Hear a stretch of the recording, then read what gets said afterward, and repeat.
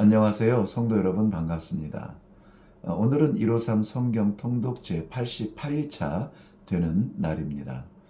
호세아서 3장에서 9장까지 읽게 되는데요.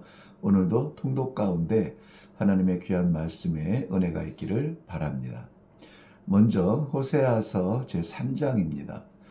누군가의 노예가 되고 또 노예 가운데 창녀가 된 사람, 고멜을 향한 사랑이죠. 이 사랑은 선지자의 인간적 사랑이 아니라 하나님께서 그의 백성을 향한 그 사랑을 여지없이 보여주는 일종의 메시지입니다. 1절을 보면 또 가서라고 하는데요. 또 가서 창녀의 자리로, 음란의 자리로 들어가는데 이것이 죄의 습성입니다. 아무리 선지자라고 해도 다시 시도하기 쉽지 않은 그러한 사랑이죠. 그런데 기록은 또 가라, 다시 가라, 멈추지 않는 사랑으로 그를 다시 건져옵니다. 은 15, 거기에 볼이 한 호멜 반으로 그를 사라고 합니다. 출애굽기 21장 22절에 보면 32절에 보면 소에 바쳐 죽은 노예의 몸값이 얼마냐면 은 30이었습니다. 살아있는 고멜의 몸값은 노예 값의 절반에 미치는 그러한 가치였습니다. 참고로 예수님을 팔고 대가로 받은 돈이 역시 은 30이었다면 예수님은 노예의 몸값에 팔려진 게 된 것이죠. 고멜을 눈독 들이던 것들로부터 고립되어야 하듯이 이스라엘 백성들이 많은 우상들로부터 고립된 후에야 그리고 마지막 날에는 여호와의 은총의 자리로 나아가게 될 것입니다. 호세아서 4장입니다. 4장부터는 호세아 선지자의 가족사가, 가족 이야기가 아니라 이스라엘의 종교적인 삶에 대해서 말해주고 있는데요. 7절을 보면 그들이 번성할수록 내게 범죄하니 내가 그들의 영화를 변하여 욕이 되게 하리라는 말씀이 있습니다. 단편적으로 이해하더라도 이제는 풍요를 구하지만 풍요는 지속적으로 우리로 하여금 하나님의 사랑을 붙들게 하지 못하고 오히려 하나님을 잊어버리게 하는 역할이 될 수 있다는 것입니다.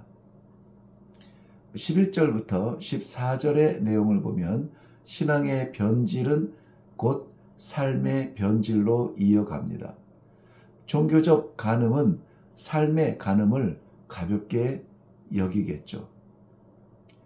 1절과 2절에서 이것으로 인해서 사회 질서가 무너지는 것을 보여주고 있는데요. 이것이 4절에서 10절 안에 제사장들이라도 부정의 이익을 취하는 일을 두려워하지 않습니다. 종교, 사회, 윤리, 모든 부정은 부끄러운 일을 당하게 되어 있습니다. 부정한 것이 안전한 곳은 없습니다. 호세아서 제5장입니다.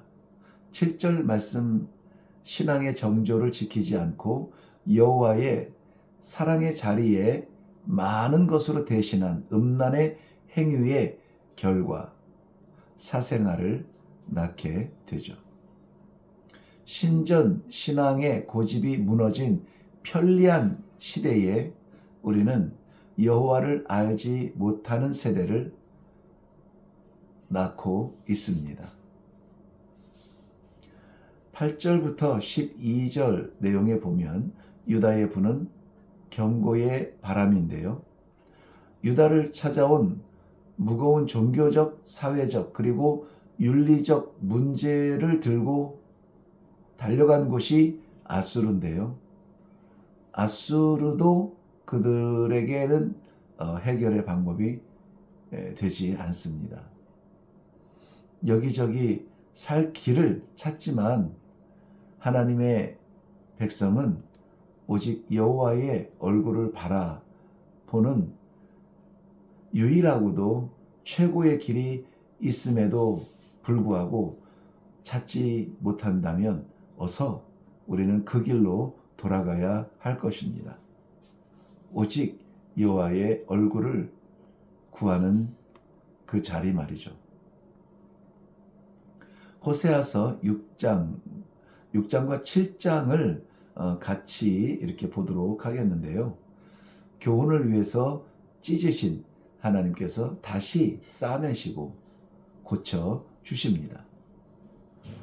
우리의 마음을 불편하게 하고 불쾌하게 하고 괴롭게 하는 말씀에 채찍이 있거든 싸매시는 귀한 시간인 걸로 생각을 하고 우리를 다시 살리시며 그 앞에 서게 하기 위한 아버지의 사랑이라 여기면 좋겠습니다. 그렇기 때문에 우리가 힘써야 할 것은 여호와를 아는 것, 알고 또 알고 이제는 그 속마음까지 알아갈 수 있는 그러한 열심히 성경 통독을 통해서 우리 안에 싹 트면 좋겠습니다. 맹목적인 신앙의 모습으로 우리가 보여질 수 있겠지만은 그러나 그것이 사는 길이라면은 우리는 맹목적으로 신앙해야 합니다.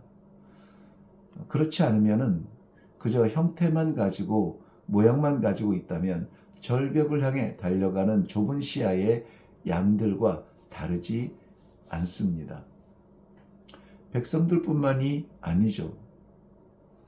여호와를 알지 못한다면 왕들의 자리일지라도 궁중에서의 화려함일지라도 마찬가지입니다. 왕들은 백성을 고삐를 쥐고 8절부터 9절에 보면 이방인에게로 달려가죠. 11절에 보면은 애굽이며 아수르며 열방의 나라로 정신없이 달려가는데요. 아니 심지어는 그들이 섬긴다는 우상 앞에까지 고개를 숙이고 무릎을 꿇지만 결코 여호와께로 돌아오려는 생각을 하지 못합니다. 호세아서 8장입니다. 이스라엘은 하나님의 심판의 바람에 날려갑니다. 그들이 자신들을 위한 우상을 이제 스스로 만들어내죠. 법을 제정합니다. 자신들과 같은 왕을 세웁니다. 마치 하나님 없는 백성 같은 삶의 길을 걸어가는데 두려워하지 않습니다. 그렇지만 헌락에 잠시 잊은 하나님께서 그들을 치실 때에는 세워놓은 우상도 나라 간에 철석 같았던 동맹도 왕의 위엄도 아무 도움이 되지 못할 것입니다. 여호와를 잊어버린 그 끝은 여호와로부터 기쁨이 되지 못하는 자리로 추락하는 자의 모습일 뿐입니다. 호세아서 9장입니다. 1절부터 5절 말씀에 보면은 내용 가운데 보이는 흥분된 상태, 즉 이스라엘의 포도 수확기를 볼 수가 있는데요. 포도 수확기에 얼마나 흥분되겠습니까? 얼마나 힘이 넘치고 무언가 거둔다는 것에 대한 소망이 있겠습니까? 그러는 사이에도 하나님의 선지자는 그 외치지 않을 수 없는, 외침을 멈출 수 없는 그러한 사역을 감당하는데요. 애굽의 종 되었던 이스라엘이 이제는 아수르의 종이 될 것입니다. 백성들의 죄가 극에 달하고 이제는 두렵지도 않은 습관이 되어버렸고 뿌리가 내려졌습니다. 하나님께서 당신의 사랑을 철회하실 지경까지 이르렀다는 것이죠. 15절에 보면은 길갈이라는 곳이 나오는데요. 길갈은 다름 아닌 사울이 왕으로 선포된 자리죠. 왕정을 세상의 나라들처럼 하나님의 보이지 아니하는 하나님의 왕권과 이를 대신하는 선지자나 제사장이 아니라 다른 나라처럼 이방 나라처럼 우리에게도 왕을 달라는 이 왕정을 사모했던 백성들에게는 이미 그들의 열정을 지나서 사람의 통치를 받고 하나님의 율법에서 벗어나서 멀어지려는 위험의 요소가 감추어져 있던 것입니다. 오늘 우리가 하나님의 말씀으로부터 집중하지 못하고 멀어지게 만드는 요소가 무엇일까요? 세상의 질서와 다른 이 믿음의 질서의 갈등 속에서 우리는 어떤 길을 택하는 것이 사는 길일까요? 호세아서는 끊임없이 우리들의 자리를 돌아보게 합니다.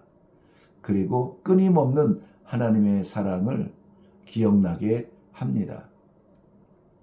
잠시 손에 쥐는 그러한 쾌락과 만족에 젖어 있던 우리를 영원하신 사랑의 하나님, 그 하나님의 마음으로 우리를 부르시는 귀중한 초청의 말씀, 우리가 통독하는 가운데에서도 깊은 깨달음과 또 인도하심을 발견할 수 있도록 기도하는 시간이 되면 좋겠습니다. 수고하셨습니다.